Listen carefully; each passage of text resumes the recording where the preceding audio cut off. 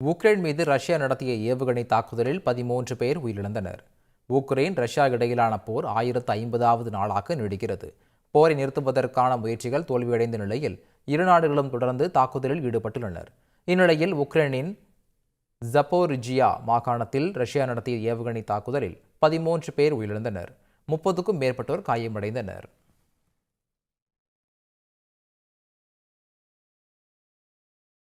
ரஷ்யாவுக்கு அழுத்தம் தர மேற்கத்திய நாடுகளின் படைகள் உக்ரைனுக்கு அனுப்பப்பட வேண்டுமென உக்ரைன் அதிபர் ஜெலன்ஸ்கி வலியுறுத்தியுள்ளார்.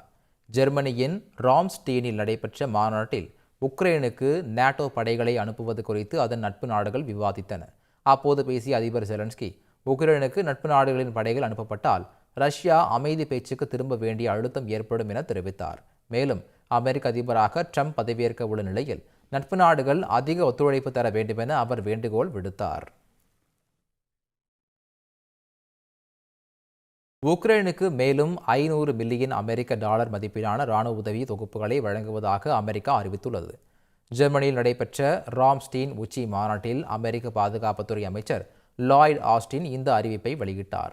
வான் பாதுகாப்பு ஏவுகணைகள், F-16 போர் விமானங்களுக்கான உதிரி பாகங்கள், வெடி மருந்துகள் இந்த தொகுப்பில் அடங்கியுள்ளன. வரும் 20ஆம் தேதி ட்ரம்ப் அதிபராக பொறுப்பேற்க உள்ள நிலையில் பைடன் அரசாங்கம் உக்ரைனுக்கு வழங்கும் கடைசி உதவி தொகுப்பு இது என்பது குறிப்பிடத்தக்கது.